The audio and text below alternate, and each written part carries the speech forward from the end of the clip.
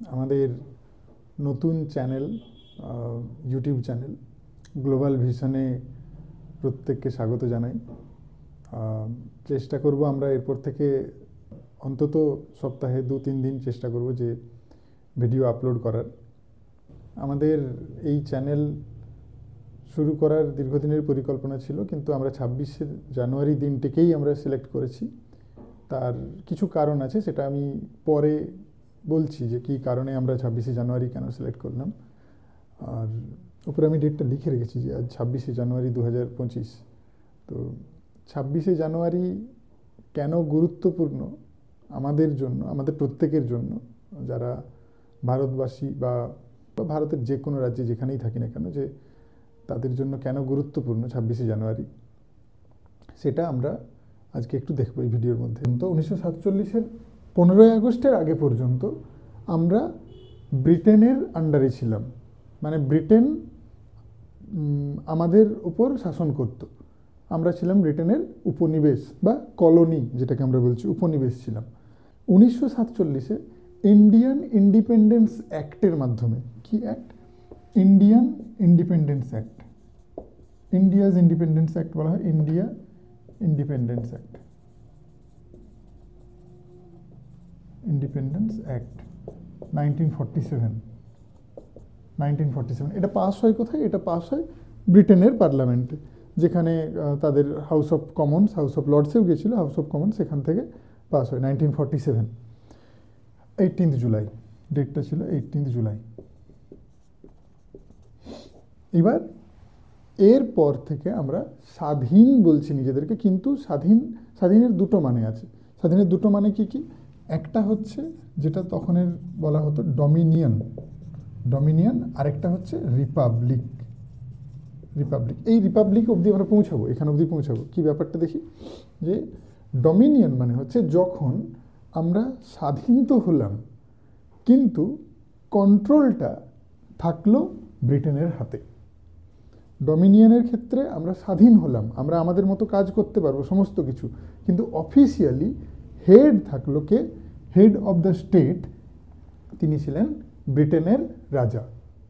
তখন রাজা ছিলেন, এখনও রাজাই আছেন। আচ্ছা, রিপাবলিক কথার অর্থ হচ্ছে যে when the head of the state is elected, তার মানে যখন রাষ্ট্রের প্রধান, স্টেট মানে রাষ্ট্র, এখানে অলওয়েজ পলিটিক্যাল সায়েন্সের স্টেট মানে রাষ্ট্রকে বোঝানো হয়। রাষ্ট্রের প্রধান যখন নির্বাচিত হয় সাধারণ মানুষের দ্বারা, জনগণের দ্বারা, রাষ্ট্রের প্রধান যখন নির্বাচিত হন, তাহলে রিপাবলিক আর মনার্কি, রাজতন্ত্র, দুটোর মধ্যে ডিফারেন্স কোথায়? রাজতন্ত্রে রাজার ছেলে রাজা হয়, মানে রাজার ছেলে রাজা রাজতন্ত্রে হবে। রিপাবলিকের ক্ষেত্রে সেটা হবে না। আমাদের বর্তমান রাষ্ট্রপতি মাননীয় দ্রৌপদী মুর্মু, তিনি ইলেক্টেড রাজ্যসভা এবং লোকসভার এমপি দ্বারা, বা আমাদের যে স্টেটের এমএলএ আছে তাদের দ্বারা, পরোক্ষভাবে। আমরা তাকে নির্বাচিত করছি না, কিন্তু পরোক্ষভাবে তিনি নির্বাচিত হচ্ছেন আমাদের দ্বারাই। তাহলে রিপাবলিক কথার অর্থ হচ্ছে যে যখন হেড অফ দ্য স্টেট, যিনি রাষ্ট্রের প্রধান, তিনি যখন ইলেক্টেড হন। রাষ্ট্রের প্রধান আমাদের রাষ্ট্রের প্রধান রাষ্ট্রপতি। তো রাষ্ট্রপতি যখন ইলেক্টেড হচ্ছেন, নির্বাচিত হচ্ছেন, তখন সেটা রিপাবলিক। পাবলিক অফিস প্রত্যেকের জন্য হবে। দুটো জিনিস হয়, পাবলিক প্রাইভেট।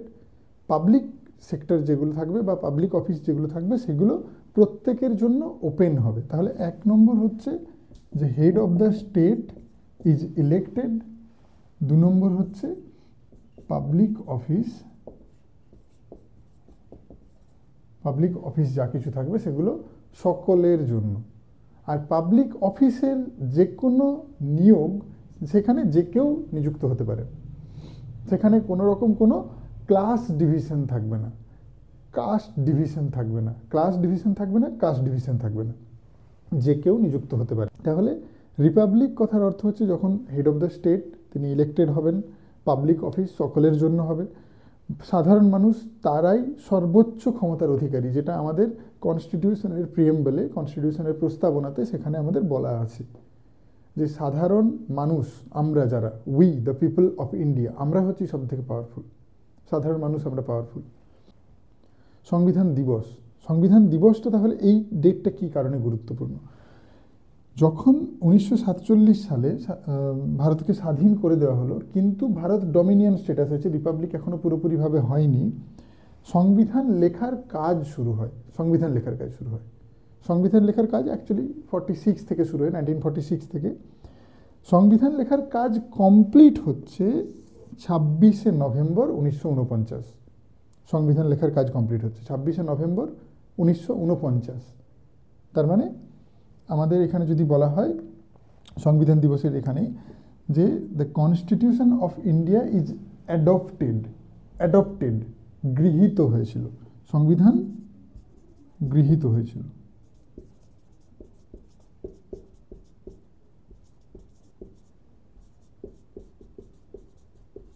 এখানে কিছু কিছু কনফিউশন আছে যে সংবিধান গৃহীত হয়েছিল আর কার্যকরী হয়েছিল, তাহলে দুটো কি এই ডেটটা হবে নাকি দুটোই এই ডেটটা হবে? এতে উইকিপিডিয়াতে এখানে দেওয়া আছে যে the constitution is adopted, adoption day. তো এই অ্যাডপশন ডে অ্যাডপশন ডে এটা হচ্ছে কেম ইনটু এফেক্ট বলা যেতে পারে, বা কার্যকরী হয়েছিল, যেটা কার্যকরী হয়েছিল। তাহলে সংবিধান গৃহীত হয়েছিল 26শে নভেম্বর 1949, আর 26শে জানুয়ারি 1950 সালে সংবিধান কার্যকরী হয়। সংবিধান কার্যকরী হয়। এইবার সংবিধান তো তৈরি হয়ে গেল 26শে নভেম্বর 1949-এ, 26শে নভেম্বর। সংবিধান কার্যকরী হলো তার 2 মাস পর। কি কারণ ছিল? সেই কারণটা আমরা দেখব এবার। এখানে আমাদেরকে কয়েকটা জিনিস একটু খেয়াল রাখতে হবে, যে এটার শুরুটা হচ্ছে কোথা থেকে। শুরুটা হচ্ছে এর থেকে প্রায় 20 বছর আগে। 20 বছর আগে কি হচ্ছে এখানে? 31শে ডিসেম্বর 1929। 31শে ডিসেম্বর 1929 কী ঘটনা ঘটে সেই সময়? তখন 31শে ডিসেম্বর 1929-এর সময় তখন জওহরলাল নেহরু, সুভাষচন্দ্র বোস, যারা ইয়াং ব্লাড সেই মুহূর্তের, যখন জওহরলাল নেহরু সুভাষচন্দ্র বোসের মতের মিল ছিল, মানে সেই মুহূর্তে তখনও পর্যন্ত মতের অমিলের দিকে তারা যাননি। পরের দিকটাতে সুভাষচন্দ্র বোসের সাথে জওহরলাল নেহরুর মতের মিল সেইভাবে হয়নি। তো 31শে ডিসেম্বর 1929 সালে কংগ্রেসের যারা বরিষ্ঠ নেতা, তারা দাবি করছিলেন যে ইন্ডিয়া ডমিনিয়ন হলেও হবে। ডমিনিয়ন মানে যখন যে আমরা আমাদের মতো চালাবো, কিন্তু তার কন্ট্রোলটা তাদের হাতে থাকলেও, বা হেড অফ দ্য স্টেট যদি সেই মুহূর্তে তখন ব্রিটেনের রাজাও হন, তাতেও কিছু সমস্যা নেই। তাহলে সেটা কিছুজন চাইছিলেন, কিন্তু নেতাজি বা জওহরলাল নেহরু তারা কিন্তু চাইছিলেন না। তারা তখন কি করলেন? তারা বললেন যে আমরা পুরোপুরি স্বাধীনতা চাই। এবার পুরোপুরি স্বাধীনতাটা তারা যেটা ইউজ করেছিলেন সেটা হচ্ছে পূর্ণ স্বরাজ। পূর্ণ স্বরাজ, কমপ্লিট ফ্রিডম। পূর্ণ স্বরাজ, ডমিনিয়ন মানে পূর্ণ স্বরাজ নয়। পূর্ণ স্বরাজ হচ্ছে যে যখন আমরা নিজেদের কন্ট্রোলটা নিজেদের হাতেই রাখবো, প্লাস আমরা আমাদের মতো চলতে পারবো, আমাদের ওপরে কেউ থাকবে না, তখন সেটা পূর্ণ স্বরাজ বলা হচ্ছে। এবার 31শে ডিসেম্বর 1929 সালে তারা প্রত্যেকে পূর্ণ স্বরাজ তো অ্যাডপ্ট করে নিলেন, যে পূর্ণ স্বরাজ হবে বা কিছু এরকম একটা। তারা বলেও দিলেন সাথে সাথে যে 26শে জানুয়ারি 1930-এর মধ্যে আমরা ব্রিটেনের কাছ থেকে ক্ষমতাটা, ব্রিটিশদের কাছ থেকে ক্ষমতাটা আমরা নিয়ে নেব পুরোপুরিভাবে। এটা তারা বললেন 26শে জানুয়ারি। আর সেই 26শে জানুয়ারি প্রথমবার 1930 সাল, 26শে জানুয়ারি 1930 সালে প্রথমবার স্বাধীনতা দিবস পালন করা হয়।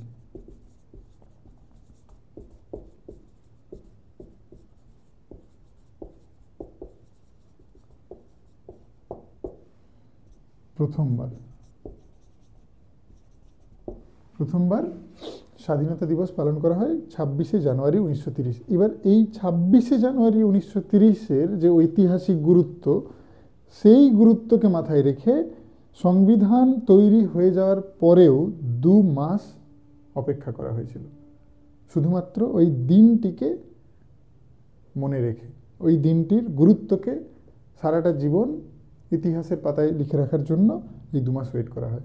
26শে জানুয়ারি 1950-এ সংবিধানকে কার্যকরী করা হয়। 15 আগস্ট 1947 পর্যন্ত, যতদিন পর্যন্ত স্বাধীনতা পাওয়া যায়নি ততদিন পর্যন্ত এখানে ইংরেজদের তরফ থেকে ভাইসরয় ছিলেন। ভাইসরয় বা গভর্নর জেনারেল, যেটা যে সেম পদটা একই রকম ছিল, গভর্নর জেনারেল বা ভাইসরয় একজনই ছিলেন। তখন কে ছিলেন? Lord Mountbatten. Lord Mountbatten. এই সময় স্বাধীনতা পাওয়ার পর 1948 পর্যন্ত, 21শে জুন 1948 পর্যন্ত পদটা তো চেঞ্জ হলো, গভর্নর জেনারেল। ভাইসরয় পদটা তো আর থাকলো না, কারণ ইন্ডিয়া স্বাধীন হয়ে গেছে। তাহলে ভাইসরয় থাকলো না, গভর্নর জেনারেল পদটা থাকলো। কিন্তু হলেন কে? লর্ড মাউন্টব্যাটেনই। লর্ড মাউন্টব্যাটেনই। কারণ তখন সেই মুহূর্তে অনেকে মনে করেছিলেন যে লর্ড মাউন্টব্যাটেন তিনি একজন দক্ষ প্রশাসক, তো সেই জন্য লর্ড মাউন্টব্যাটেনকে রাখা হয়। এবার 1948-এর 21শে জুন 1948-এর পর আসেন চক্রবর্তী রাজা গোপালাচারী। চক্রবর্তী রাজা গোপালাচারী কী হন? তিনি গভর্নর জেনারেল হন। কিন্তু চক্রবর্তী রাজা গোপালাচারী গভর্নর জেনারেল হন ইংল্যান্ডের রাজার নমিনেটেড মেম্বার হিসেবে। সেই মুহূর্তে ইংল্যান্ডের রাজার নমিনেটেড মেম্বার হিসেবে তিনি গভর্নর জেনারেল হন। এবার যে মুহূর্তে সংবিধান তৈরি হলো 26শে জানুয়ারি 1950, আমাদের সংবিধানে মোট 395টা আর্টিকেল আছে। 395টা, মানে নতুন সংবিধান যখন তৈরি হয়েছিল 1950 সালে তখন 395 ছিল, এখন সেটা 448 হয়েছে। কিন্তু লাস্ট ধারার নাম্বার সেটা 395। মাঝখানে অ্যাড হয়েছে অ্যামেন্ডমেন্টের মাধ্যমে। 395 নম্বর ধারাতে যেটা বলা আছে যে এর আগের দুটো অ্যাক্ট, একটা হচ্ছে ইন্ডিয়ান ইন্ডিপেন্ডেন্স অ্যাক্ট 1947, আর একটা এটা পাস হয়েছিল ব্রিটেনের পার্লামেন্ট থেকে। আরেকটা হচ্ছে গভর্নমেন্ট অফ ইন্ডিয়া অ্যাক্ট 1935। এই দুটো অ্যাক্ট কি করা হয়? বাতিল বলে ঘোষণা করা হয়। এই 395 ধারাতে বলা হলো যে যখন থেকে সংবিধান লাগু হবে, যেদিন থেকে সংবিধান লাগু হবে, সংবিধান লাগু হওয়ার পর থেকে এই দুটো বাদ হয়ে যাবে। এই দুটো অ্যাক্ট বাদ হয়ে যাওয়ার ফলে ব্রিটিশদের সুপ্রিমেসিটা নষ্ট হলো। তার মানে ইন্ডিয়া, ভারতবর্ষ সোভারেন স্টেট হলো। সোভারেন স্টেট মানে কি? যার সার্বভৌমত্ব। সোভারেন কথার মানে হচ্ছে সার্বভৌমত্ব ইন্ডিয়ার নিজের, আর কারোর আন্ডারে কোনোভাবেই থাকলো না। এই দুটো যেই বাতিল হয়ে গেল 395 আর্টিকেল দ্বারা। 395 আর্টিকেল লাগু হলো কখন? যেদিন থেকে সংবিধান লাগু হলো। এইবার 1950-এ 26শে জানুয়ারি এখানে কে হলেন? তাহলে মাঝখানে এখানে কিন্তু ইলেকশন হয়নি। এখানে ইলেকশন এখনও পর্যন্ত শুরু হয়নি, কারণ আমরা প্রথমেই বলেছিলাম যে রিপাবলিক কথার মানে হচ্ছে when head of the state is elected. Head of the state যখন ইলেক্ট হবেন, নির্বাচিত হবেন। এখানে নির্বাচিত হচ্ছেন না। এখানে কি করা হচ্ছে? সংবিধান সভার যিনি হেড ছিলেন, সংবিধান সভা, এটাকে অন্তর্বর্তী সরকারের মতো দেখা হচ্ছে। অন্তর্বর্তী সরকার, ইন্টারিম গভর্নমেন্ট যেটা বলছি আমরা। সংবিধান সভার হেড যিনি ছিলেন, যিনি প্রেসিডেন্ট ছিলেন, ডক্টর রাজেন্দ্র প্রসাদ। সংবিধান সভার হেড ছিলেন ডক্টর রাজেন্দ্র প্রসাদ। রাজেন্দ্র প্রসাদকে প্রেসিডেন্ট করা হয়, ইন্টারিম প্রেসিডেন্ট, উইদাউট ইলেকশন কিন্তু সেই অর্থে হয়নি। সংবিধান সভা থেকেই তিনি সরাসরি প্রেসিডেন্ট হয়েছে। এই ইলেকশন আমাদের প্রথম হচ্ছে 1952। তিনি 1952-তে ইলেক্টেড হয়েছেন, রাজেন্দ্র প্রসাদই হয়েছেন। 1957-এ হয়েছেন, 1957-এও ইলেক্টেড হয়েছেন। 1947-এ স্বাধীনতার পরে আমরা পুরোপুরিভাবে স্বাধীন সেই অর্থে হইনি। তখনও পর্যন্ত অফিসিয়ালি খাতায় কলমে আমাদের হেড কিন্তু ইংল্যান্ডই ছিল। পুরোপুরিভাবে আমরা তখনও স্বাধীন হয়নি। তাহলে যদি বলা হয় যে আমরা রিপাবলিক কখন হলাম? রিপাবলিক হলাম 1950, 26শে জানুয়ারির পর। 26শে জানুয়ারি 1950-এর পর আমরা রিপাবলিক হলাম। 26শে জানুয়ারি 76 রিপাবলিক ডেতে আমাদের ইন্ডিয়াতে চিফ গেস্ট হিসেবে আসছেন চিফ গেস্ট হিসেবে আসছেন Prabowo Subianto। Prabowo Subianto তিনি প্রেসিডেন্ট ইন্দোনেশিয়ার।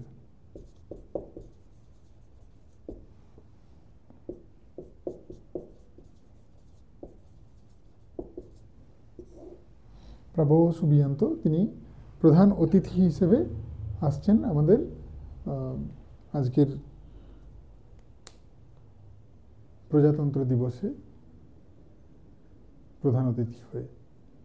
মোটামুটি এই ছিল আমাদের 26শে জানুয়ারির যে ছোট ইতিহাস। আরও অনেক বড় করে বলা যায়, আর বিস্তারে গেলাম না, পরে আবার কোনো একদিন বিস্তারিতভাবে আলোচনা হবে।